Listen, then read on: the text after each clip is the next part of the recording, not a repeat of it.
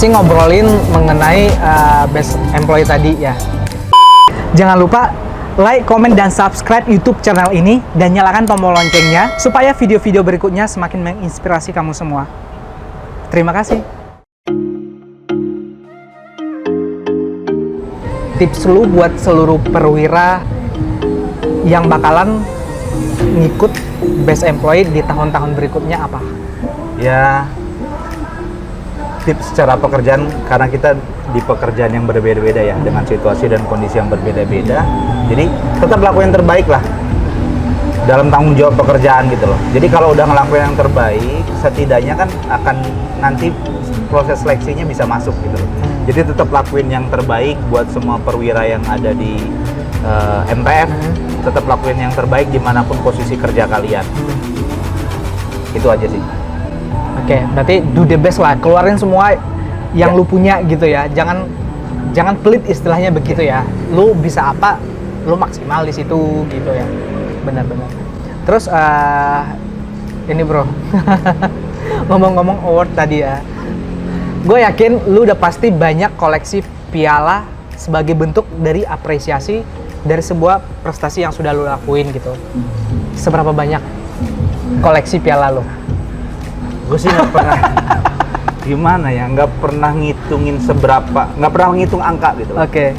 Yang gue cari lebih kepada nilainya. Artinya kalaupun gue dapat reward, tim gue dapat reward, nilai apa sih yang kita dapat dari reward ini gitu. Motivasi apa yang kita dapat dari reward ini. Karena mempertanggungjawabkan satu reward itu adalah bukan berbicara sejarah, tapi berbicara ke depannya. Masih bisa nggak ngelakuin yang terbaik lagi ke depannya.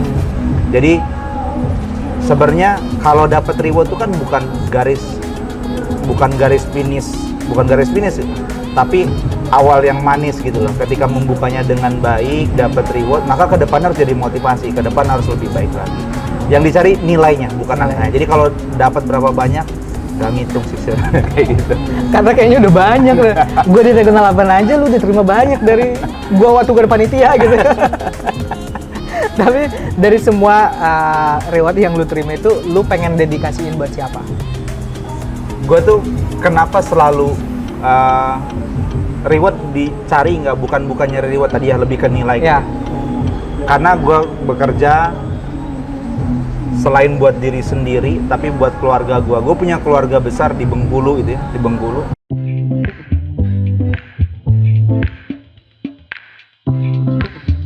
Yang notabene-nya nggak melek pendidikan gitu. Oke. Dalam arti. Jadi buat apa sekolah tinggi-tinggi, nanti juga larinya jadi tukang kebun. Nanti juga larinya pasti jadi tukang kebun sawit, tukang kebun karet gitu. Nah, gue bukan lebih ke membuktikan, lebih ke membuka jalur. Ayo dong gitu. Karena kalau kita bisa berkarir di luar, setidaknya kita bisa buka jalur buat saudara-saudara kita. Jadi kalau dasarnya mendedikasikan pencapaian ini buat siapa, pasti yang pertama adalah selain buat tim yang ada di cabang gitu ya, buat tim, buat teman-teman yang sudah support, tapi yang paling pasti buat keluarga itu. Biar apa? Biar ada satu jalur, ada yang diikutin nantinya. Karena dengan adanya seperti ini, keluarga gue yang di Bengkulu tuh akhirnya punya anak-anak yang masih punya keinginan gitu. Nggak sekolah juga nggak apa-apa, yang penting punya kebun. Hektar cukup buat nikah nanti, buat berumah tangga sama buat rumah tangga sama orang lain gitu, buat ngidupin. Tapi menurut gua kapan majunya kalau kayak gitu. Nah, gue coba membuka itu sih, jalur itu gitu, biar keluarga juga ngerasain efeknya gitu. Ya. Ngomong-ngomong keluarga, itu seberapa besar peran keluarga dalam ngedukung karir lo itu? Besar banget, bro. Pasti besar banget. Gue itu ngadepin kesenangan, ngadepin kesusahan gitu. Kesenangan pasti, kesusahan udah lebih pasti gitu. Paling pertama kali adalah nyokap gue gitu. Oke. Jadi kalau closing, 1 hari sebelum closing, gue selalu telepon dan minta doa sama nyokap gue. Gue ada setiap grup, closing? Setiap closing. Wow. Jadi setiap closing itu gue WA ke grup yang ada keluarga, minta tolong bantuan, minta doain, mudah-mudahan dikasih lancar gitu ya. Dikasih lancar dalam pekerjaan. Itu sih mungkin yang selama ini bukan kunci ya, lebih ke rutinitas yang selalu gue lakukan gitu. Kalau gue mau closing, kalau gue dalam masalah yang gue ngerasanya wah cukup berat, Orang tua selalu gue telepon terus itu.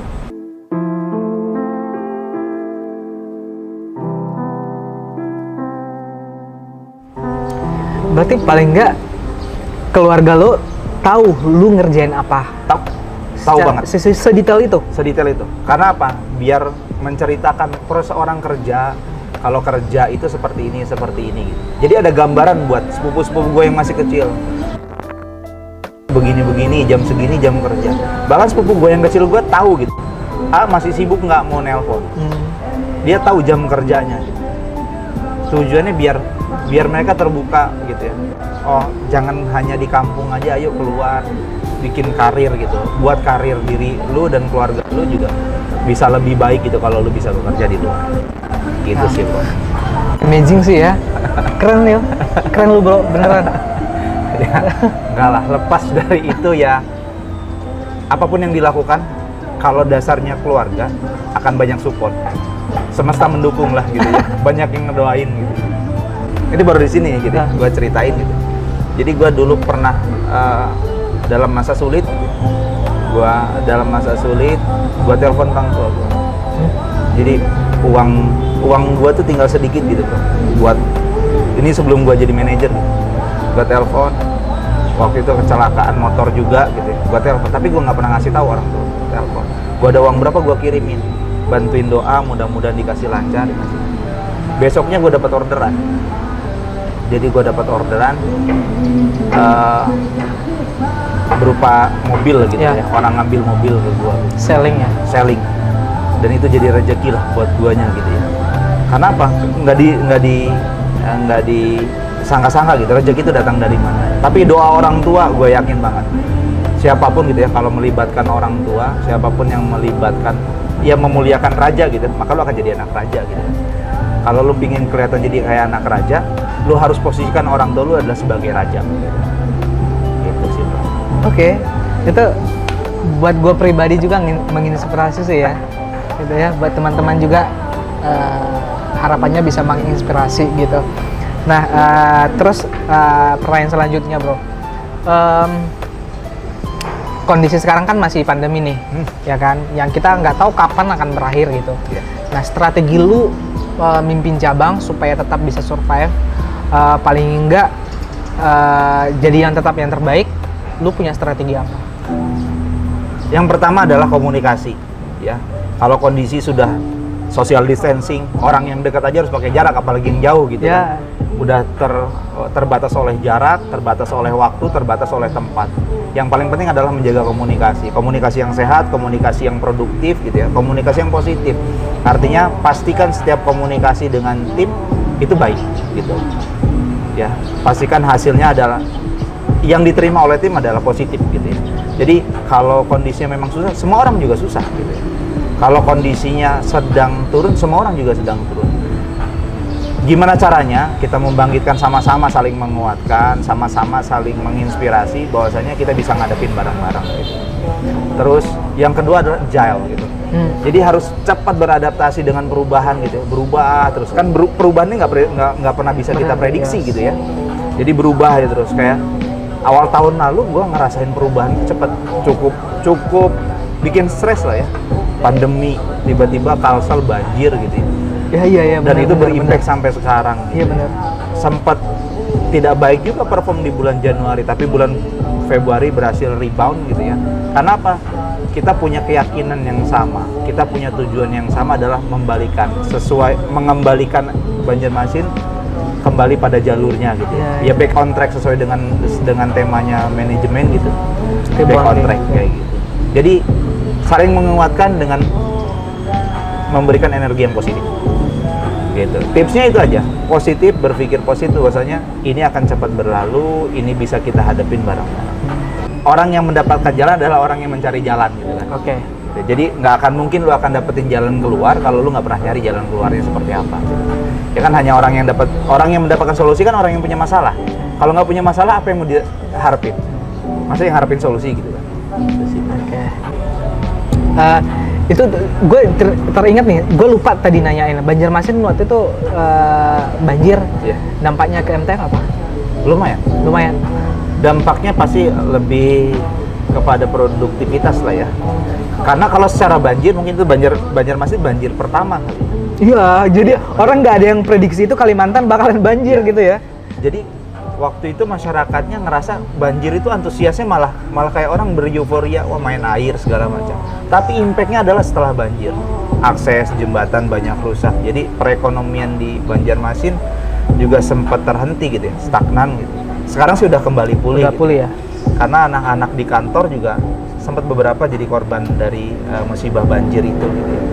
Ya intinya saling menguatkan lah. Saya terima kasih banyak atas dukungan dan support dari manajemen juga dari BOD kita yang cukup perhatian lah dengan cabang Banjarmasin dan Banjarbaru Pada masa-masa itu. Pada masa-masa itu, dan teman-teman perwira dari cabang-cabang lain juga sama, senasional gitu. Saya ucapkan terima kasih banyak lah ya untuk atas supportnya gitu, membuat Banjarmasin tetap masih bisa survive gitu sih Bro. Keren. Tapi ya alhamdulillah saat ini Banjarmasin sudah pulih kembali gitu ya. Sudah hijau kembali. Sudah hijau kembali. Kalau nggak hijau kembali, aduh, nggak lah. Kita berharapnya Ya. semua cabang di MTF secara nasional hijau semua, hijau berjamaah gitu ya. Gokil. Terakhir Bro. Pesan lu kepada semua teman-teman perwira untuk tetap survive dengan kondisi saat ini apa? Ada pesan-pesan nggak supaya ayo kita harus tetap semangat walaupun dengan kondisi seperti ini gitu. Ada yang mau lu sampaikan nggak? Yang gue sampaikan sih gini ya, tetap lakukan apa yang bisa kalian lakukan. Karena banyak orang yang punya kemampuan untuk melakukan tapi tidak punya kesempatan untuk melakukan. Orang banyak nih secara pekerjaannya dia pintar, ya secara teknis dia pintar, tapi dia tidak punya pekerjaan yang dia inginkan. Sekarang kita masih dalam kondisi bekerja, masih digaji sama perusahaan, maka lakukan apa yang bisa kalian lakukan. Berikan yang terbaik. Kalau perusahaannya sudah membaik, kesejahteraan kita pun akan membaik. Gitu sih. Itu sih Bro, saran gua. Keren. Ya. Dra, thank you ya Sama-sama, Bro. udah ngobrol-ngobrol di selang-sela waktu yang ini karena gua tahu hari ini lu bakalan balik ke Banjarmasin. Gua tahu itu gitu. Dan lu masih nyempatin diri untuk bisa berbagi cerita inspirasi dengan kita di sini, yang pasti buat teman-teman perwira di Indonesia gitu ya. Makasih banyak Ya. untuk waktunya. Mudah-mudahan media ini bisa lebih banyak menginspirasi perwira-perwira lain. Karena gue yakin lah orang-orang di MTF banyak yang inspiring gitu ya. Karena memang belum kegali aja. Dan gue akan tunggu konten-konten berikutnya lah pastinya ya. Yang lebih menarik gitu dari ini gitu, dari hari ini gitu ya. Benar. Pasti banyak lah. Gue yakin banyak orang-orang hebat di MTF yang belum ke-explore. Jadi kita nggak harus cari motivasi dari luar, dari dalam juga pasti banyak. Gitu. Yes, Maju benar. terus lah untuk kontennya, maju terus untuk YouTube-nya. Makin banyak subscribernya gitu ya. Benar-benar yang penting bisa menginspirasi sih. Oke. Tapi sebelum kita tutup nih, gua punya mini games buat lo. Gitu ya. Gue udah paling males sebenarnya kalau mini gamenya punya Maruban. Suka Banyak bikin jebakan. deg-degan gitu ya. Deg-degan. Enggak panjang-panjang. Gue salah ngomong habis ini dipanggil. Jadi di sini bro, gue punya 5 kata, ya kan. Nanti lu tinggal sebutin angka 1 sampai angka 5. Nah di sini nih, nah udah ada 5 kata tersebut ya. Jadi ketika Andra bilang angka 3, kita akan sebutin angka 3 apa. Lalu kira-kira ketika mendengarkan kata itu, yang ada di pikiran Andra dan respon Andra gimana gitu. Paham ya? Siap. Paham ya? Cuman 5 doang bro, 5 doang. Cuman ini 5 lebih berat daripada 30 menit ke belakang nih. Gue lebih ngeri nih kayak gini-gini. Oke, angka 1 sampai angka 5. Ini dari sini. Ya. Gua yakin lu nggak bisa ngelihat, tapi ini teman-teman bisa ngelihat nih di sini. Angka 1 sampai angka 5, lu pilih angka berapa dulu? 3. 3 Puncak Dieng. MTF Ketapang. Kenapa? Gue pernah bawa anak-anak Ketapang ke sana gitu ya. Puncak Dieng itu, jadi gue pernah bawa waktu itu gathering sama Ketapang ke Dieng. Ke dia. Menakjubkan sih. Dan itu acaranya keren bro. Waktu itu gue ikutan loh. gue Iya, dari iya. area udah. Iya, dia perwakilan dari area waktu itu. Tapi memang itu keren, Ketapang itu keren ya. Nomor selanjutnya 4 deh. 4 New Zealand. natural lah pastinya. Natural. Dan gue pingin ke sono gitu. Mudah-mudahan kalau kondisinya sudah membaik, MTF ada trip untuk ke sana. Amin, Amin. amin. Kita doain ya MTF target terus ya. Ya Pak. Ini ke New Zealand ya. Tapi gue juga pengen ke New Zealand loh. Itu kayak dream place gitu, tempat yang memang kita impikan. Kalau gue aja, karena gue tahu lu itu tempat yang pengen lu kunjungin New Zealand, gue Iya. tahu gitu. Ya. Ya kan, dan ada spot di Benar. muka bumi ini ya. Ya. Itu impian gue sama keluarga. Gue Ya. pinginnya ke sana. Yes. Semoga terwujud ya. Amin. Next number 1 deh. 1, Ketapang. Ketapang itu rumah lah ya. Karena di situ gue mulai niti karir sebagai kepala cabang. Di situ gue mulai dikasih kepercayaan untuk pegang tim. Di situ gue mulai dipercaya sama tim gitu ya. Artinya gue jadi orang dan dipercaya orang menggantungkan harapannya ke gue gitu. Dan di situ gue mulai punya pola pikir yang berbeda dari sebelumnya. Tidak berpikir untuk diri sendiri, tapi bagaimana caranya apa yang gue putuskan bermanfaat buat orang lain. Ketapang, sehat-sehat lah buat Ketapang. Cahyo Ketapang gitu ya. Keren. Dan terakhir Nomor 2 ya. 2. Gue udah ngeri-ngeri udah baru banget. Nomor 2, baju batik. Aduh, ini gue kalau gue kalau ingat baju batik tuh, ini gue ceritain. Nggak apa-apa, nggak ceritain. Jadi yang tahu cerita baju batik itu kayaknya cuma lo sama gue ya. Iya. Jadi ceritain deh. Itu tuh ada histori apa di balik baju batik gitu? Dengan kepedean lu, dengan kesombongan lu.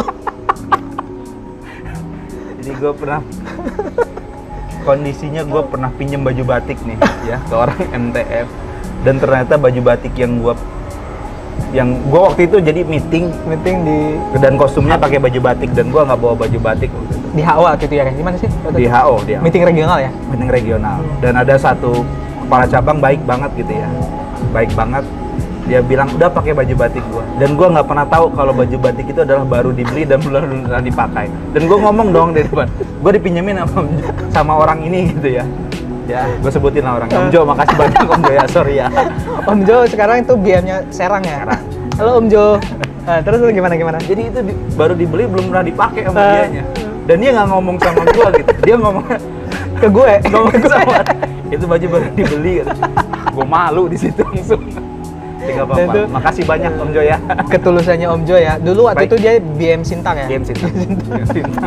Dan itu dulu dengan PD-nya pakai baju batik gitu ya. Padahal itu baru dibeli, belum pernah dipakai sama dia. Waktu dia dibawa trip ke luar negeri loh nggak salah. Trip ke Eropa ya, dia mau bawa itu. Akhirnya dia kayaknya beli lagi yang baru ya. Itu batik paling terkenang di hidup gua tuh. Masih lo simpan? Masih Masih. ada. Om Jo kalau mau dimintain batiknya lagi boleh ya? Masih disimpan kok sama dia. Oke, terakhir, the last number. Nomor 5. 5. Oke. RCTI. Pernah bergabung di sana gitu ya.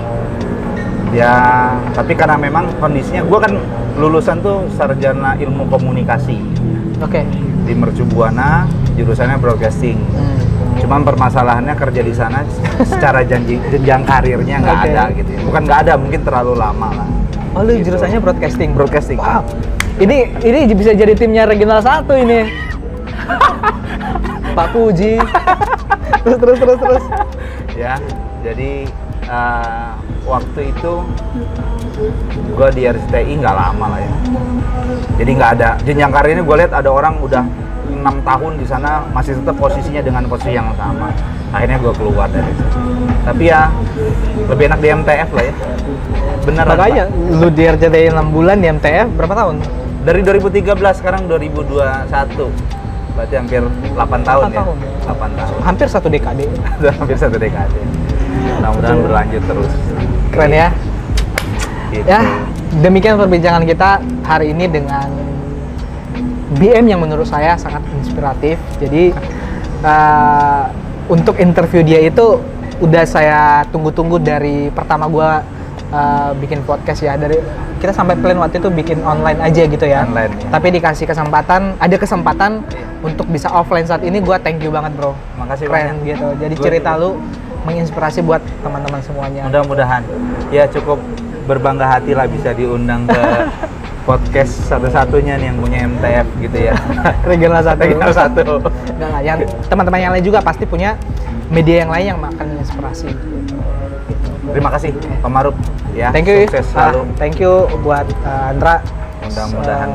Save like nanti sore ke Banjarmasin ya. Doakan. Salam sama teman-teman di sana. Siap. Gitu. Thank you ya. Kangen nggak sama Regional 8? Kangen nggak sama Regional 8? Kangen. Ya gimana pun Regional 8 tidak bisa dipisahkan dari perjalanan karir gue gitu ya. Jadi ya salam lah buat teman-teman Regional 8. Yeah. Teman-teman Regional 8 jangan lupa like, comment, dan subscribe YouTube channel ini supaya kita lebih semangat lagi bikin konten-konten yang menginspirasi kamu semua. Dan bukan cuma di Regional 8 aja, tetapi seluruh Regional MTF dari Regional 1 sampai Regional 9, Fleet, HO semuanya like, comment, dan subscribe. Ditunggu ya. Thank you, sampai jumpa di YouTube selanjutnya. Dadah.